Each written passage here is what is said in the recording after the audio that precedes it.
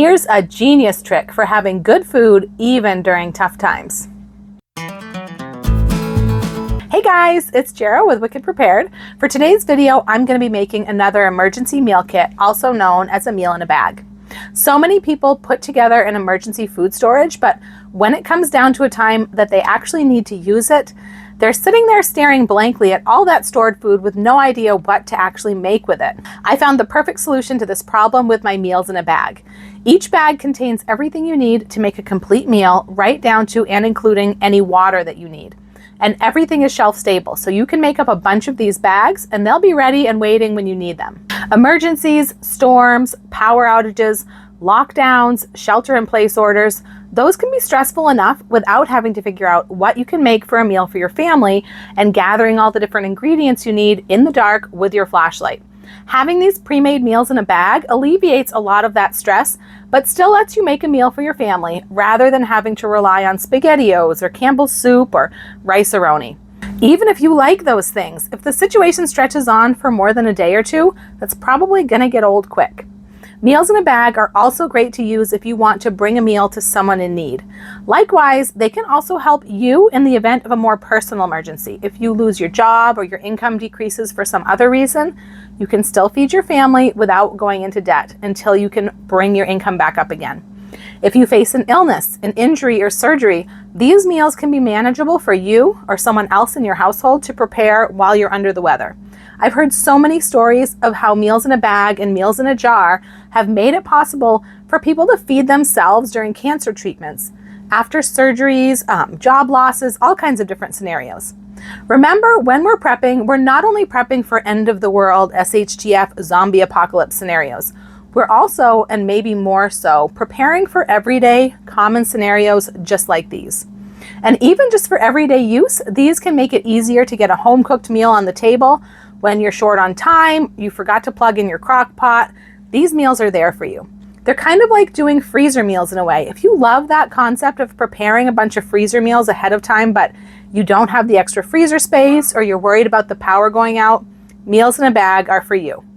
The meal I'm making today is something that we call Home on the Ranch casserole. I found the basic recipe for this somewhere on Facebook, I think, and whoever had posted it called it cowboy casserole. But in our home, we have another dish that I make a lot because it's a family favorite, and we call that cowboy casserole. So where we already have a cowboy casserole, we decided to change the name of this dish, and Home on the Ranch casserole is what Mr. Wicked Prepared came up with. You'll see why in just a minute when I show you the ingredients. This is a casserole, which inherently implies that it's going to be baked. If you have an electric oven, you might wonder how you would bake something like this in an emergency when the power's out. I'm going to use one of our off-grid, no power needed emergency methods of baking this dish, so stay tuned to see how I'm going to do it. And I'm also going to give you a few other options for cooking this type of meal in a grid down situation. All right, let's get started. For this meal, we need some ground beef, and I'm going to use a can of Keystone ground beef. This is the larger can that they have. Some Walmart sell this in their store, so you may be lucky enough to have this in your Walmart store. I have to order them. I will put sources down below in the description box below the video, but Keystone meats are really, really wonderful to have on hand for your emergency food storage. I'm also going to be using 2 cans of corn. I've got a can of cream style corn and a can of regular corn. This is the Southwest style corn because I actually really, really like this corn, but if you can't find this, I'm not sure if it's always available. If you can't find it, then you could just use a can of regular corn and then 1 can of cream style. I'm also using a can of ranch style beans. Now this is something that I have a hard time finding in my area. I think they're kind of a regional item. So I'll also put a link down below to where I get these in case you can't find them in your area.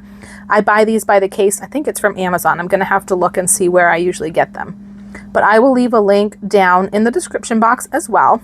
And then I'm using a can of Rotel tomatoes. I have the original here. If you're worried about spiciness, they do make a mild. They make all different varieties. It won't matter which can you use of the Rotel tomatoes.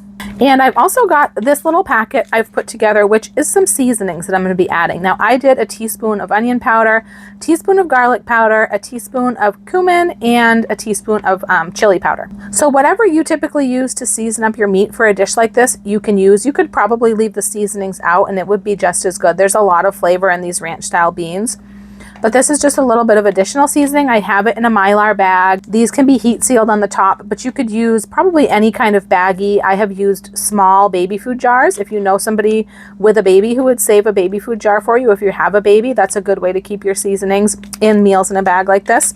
And then for the topping of the casserole, I have this Marie Callender's cornbread mix. Now the reason I have this Marie Callender's is because it's a just add water mix. So for a meal in a bag like this, that's really handy because we don't need extra ingredients for it. Of course, if you have powdered eggs and powdered milk, you could use something like a Jiffy mix. If you use Jiffy, you're going to want 2 of them. This is a pretty large mix. You can see it is 16 ounces of mix. So if I was using a smaller mix like Jiffy, I would use 2. There are also other brands that have just add water cornbread mix, but I like that this is a honey cornbread, so it's a sweet cornbread, which is how we like our cornbread. So basically use whatever cornbread mix you like and your family likes. You want the larger package, or you're going to want 2 of them. And if it needs additional ingredients, you're going to have to include those in a powdered form in your bag. I was able to get this right from my Walmart. Like I said, I will have links for everything down in the description box below the video. We'll put some pictures up on the screen to show you where to find that, because I've had a lot of comments lately from people who have a hard time finding the description box. And I think if you watch the video on your television, you may not be able to access the description box, and obviously you wouldn't be able to use the links. So let me know down in the comments, where do you usually watch your YouTube videos? Do you usually watch on a television, or do you watch on your phone, on a tablet, on your computer? Let me know down in the comments, because I'm just trying to figure out what's the best way to let people access this information that we usually put down in our video description. And finally, I have a bottle of water. This is just a regular 16.9 ounce bottle of water, and this is going to be for mixing up the cornbread. I'm not going to need all of this water. You might be able to get away with an 8 ounce bottle of water, because this cornbread mix does call for a 1.5 cups of water. And this corn is going to be drained. And I don't usually discard the liquid that I drain off of any of the cans in my emergency meals, because in an emergency, it's really important to utilize every bit of liquid that you have, because that's a precious resource. So I can use some of this liquid to include with the water to mix up the cornbread. I think I typically get about a 1/2 cup of liquid out of one of these cans of vegetables at least.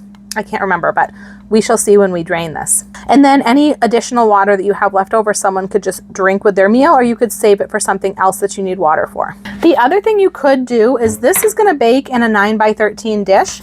And so sometimes I will include a disposable 9x13 pan with my meal, if that's what it bakes in, or whatever size pan it bakes in.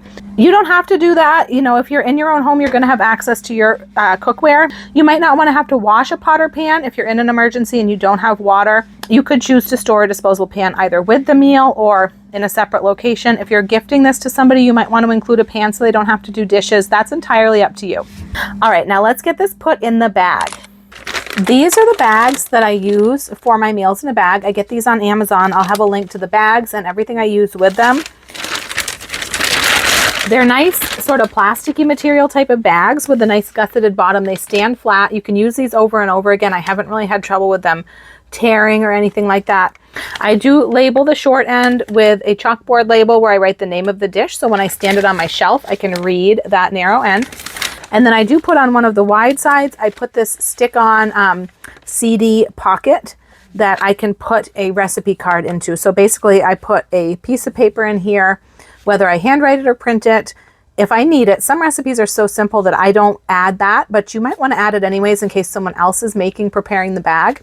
But I just put on one side the list of the ingredients that go in, and then on the other side I put the instructions for preparing the actual meal.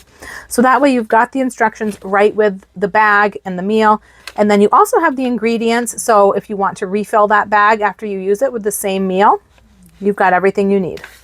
I'm going to start with the Keystone beef, ground beef.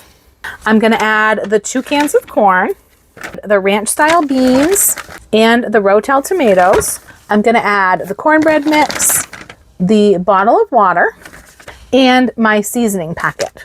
And now this bag is all ready to go on the shelf.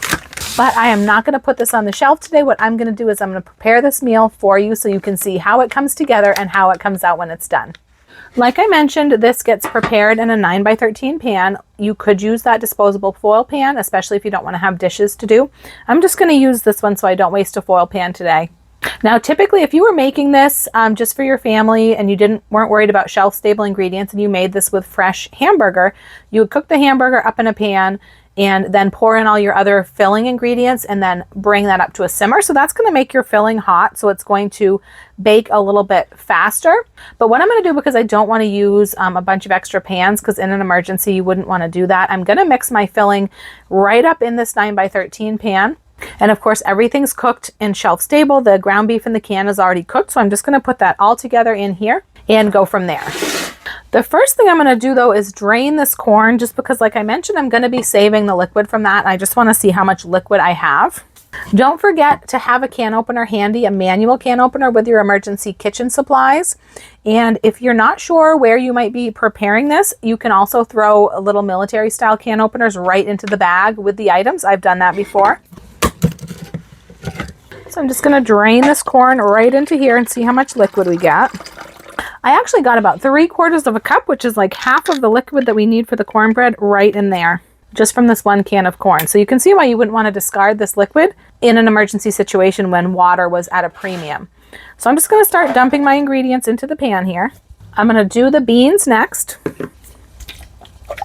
And next, I'm going to do my beef. Now, depending on how much liquid and stuff is in this can, I don't want to use the beef liquid to mix up the cornbread, because I think that would be a little bit, I don't know, it would give it a funny taste and a funny color probably. So I may or may not use the liquid that's in this can. Because this is a natural product, the Keystone meats are just like any meat that you would can on your own. The only ingredients are beef and salt. So depending on how, that beef is, it can put out different amounts of liquid, different amounts of fat and things like that. So when you open these cans, you can remove the fat from the can if you don't want to include it in your dish.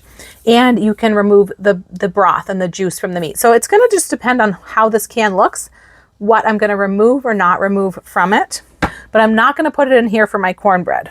If it was an emergency and you wanted to save your liquid, someone could drink this. It would be just basically like broth. It would have salt and minerals that your body needed. You could add this onto dog or cat food, the liquid, if you have pets, or you could just save it and use it in another dish. But if there's not too much liquid, I might be able to put it right in here. We shall see. Each can is a little bit different. I'm just going to use my corn can to drain out the liquid. Like I mentioned, that's just beef broth. And then I'm going to take out the fat, what I can get out.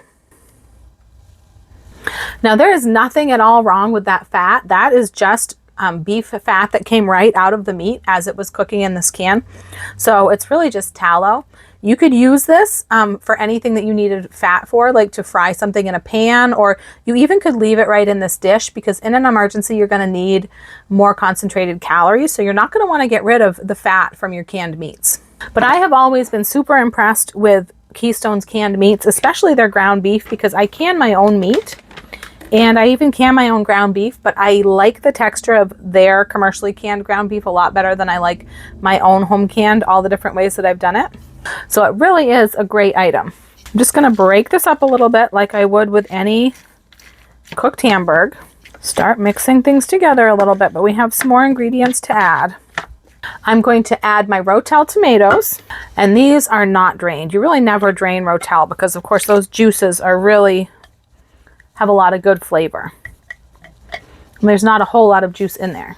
Next, I'm going to add my can of cream style corn. Now, funny story, when I first saw this recipe, I saw the ingredients that were called for, and then in my typical fashion, I don't think I was reading the recipe as closely as I should have. So I didn't notice that the cream style corn was called for to be mixed in with the cornbread topping. And so I just put it right in the casserole in the filling, and we actually loved it. And so that's the way I still do it. All right, so I'm going to get this mixed up a little bit. Now that I've got a start on the mixing, I'm going to go ahead and add my seasoning packet. Make sure this gets mixed in really well. Now at this point, I'm going to do something a little bit different. I think it would be okay just to pour the cornbread batter right over the top and bake it, but it's going to take quite a while to heat all the way through to the middle, enough to cook the cornbread, because that's always the longest part, is getting that cornbread cooked through. Even when I do this the traditional way and I heat up my filling and pour it in here hot, it still takes longer than the recipe says it will to get that cornbread cooked all the way through in the middle. I'm going to be baking this in my Camp Chef outdoor propane oven. And I love this oven as an option because it does hold a 9x13 pan inside, which a lot of emergency ovens don't. So this is going to be perfect for this dish. This does run on propane. Now, I don't use this inside my house. I know some people say that they would use propane appliances inside their house because, you know, if you have a gas oven, it runs on propane. I think it's a little bit different. What I would say is I wouldn't recommend using something like this inside your house, but if you choose to do that, then obviously do your own research, and please, please always use a carbon monoxide detector with a digital readout. Anytime you use any kind of emergency appliance indoors, that's a good idea. And open up a little bit of a window for ventilation, but I'll give you some other options that you can use indoors a little bit later. This oven is really great because it also has a couple of burners on top, so this really can be an all-in-one kind of solution for you because you've got the oven, you've got the burners. It's great. All right, so I'm going to go ahead and get this preheating.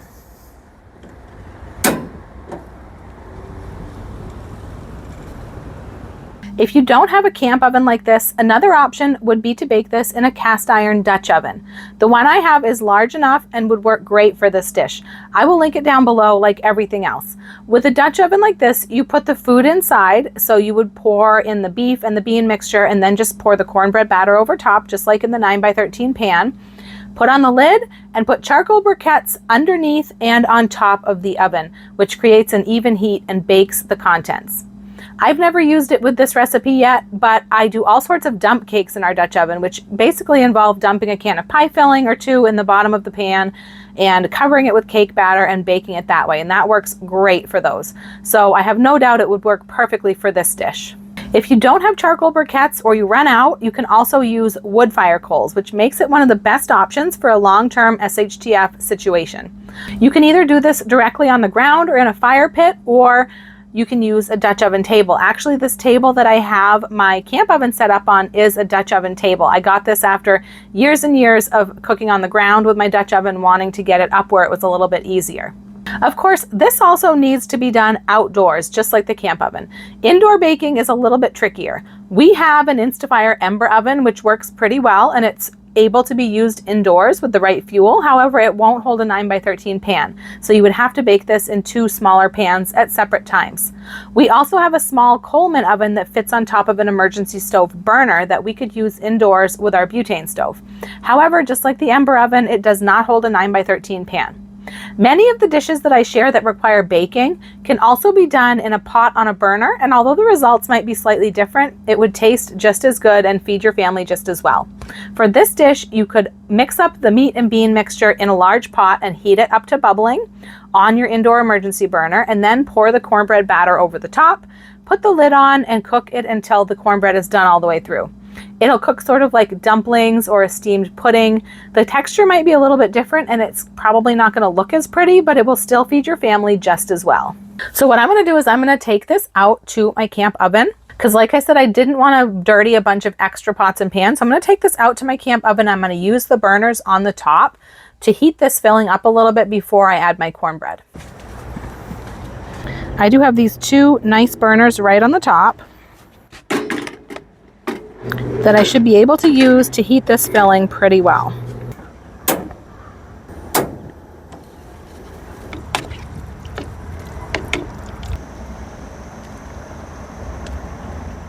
Now I'm going to mix up the cornbread. I am going to use a bowl, but if you were in an emergency, you didn't want to make a bunch of extra dirty dishes, I have mixed things up like this right in the bag that they come in, like cake mixes. I do that sometimes if we're camping. I don't love to do it because it's kind of a pain in the butt mixing in the bag, so I think I'd rather wash the dirty dish usually, but depending on your situation, just know that that is an option. So this does say 1.5 cups of water, so I've got my 3/4 cups of liquid right here. Go ahead and put the mix right into the bowl. I'm going to add water to the 1.5 cup line, and I'm just going to go ahead and mix up my cornbread. So now that I've got my cornbread mixed up and it's all smooth, I've got my mixture here that's still pretty warm. I'm going to go ahead and pour this right over the top. Now it calls for this to be baked at 400 degrees. I'm going to pour this pretty evenly because it's not going to be easy to spread. All All right, so now I'm going to go ahead and put this out in the oven. Now it calls for it to be baked at 400 degrees. And like I mentioned, I usually have to go a little bit longer than what the recipe calls for.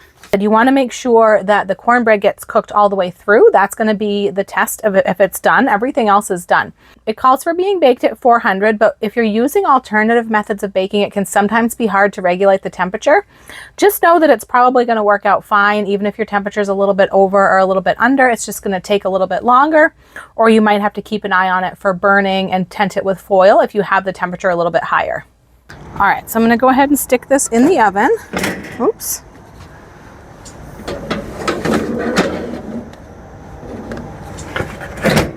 It's just over 300. Like I said, it'll be fine to start there. I'm going to let it get up to 400 if I can. I'm going to keep an eye on this and let it go for about 20 to 30 minutes or until the cornbread is done. At this point, it's been in here for about 50 minutes, I think, which is longer than it usually has to go, but I started it before the oven got up to temperature. In fact, the oven is not even quite up to temperature right now because I just opened it. So yeah, I think this is done and it smells amazing.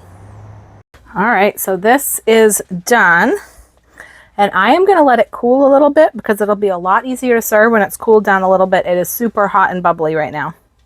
All right, let's see if we can serve this now that it's cooled a little bit.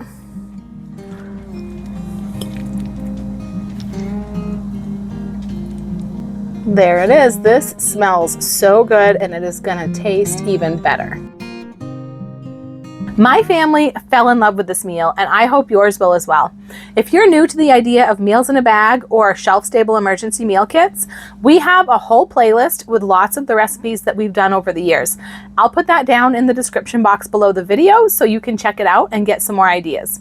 You can probably even come up with some ideas of your own, and if you do, share them down in the comments so that we can all get some new ideas. If you made it all the way to the end of the video, leave me a beans emoji down in the comments, and I'll put that meal in a bag playlist right up here for you to check out next. I'm Jara with Wicked Prepared. Survive today, thrive tomorrow. We'll see you next time.